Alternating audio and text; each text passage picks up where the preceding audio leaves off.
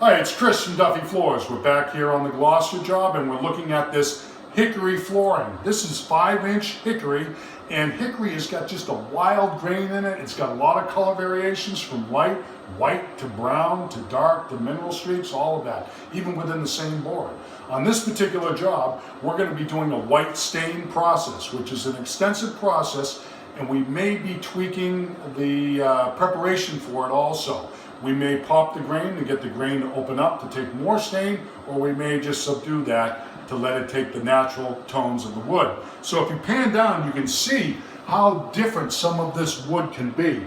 We've got boards here that have got dark streaks in them. We've got light boards. We've got just dark boards here. So it's a very interesting floor. We have spread out the pattern to keep it not consistent and to keep it very abstract and all of that. So we're going to see how this comes out. Very interesting to do a white stained floor on a hickory with how much variation is within it. So this is Chris from Duffy Floors. If you've got any flooring needs that you need help with, give us a call at 781-395-3418. Or better yet, if you've got questions on your flooring needs or your flooring processes, go to my website at Ask the Expert page and book a time to consult with me. This is Chris from Duffy Floors, signing off.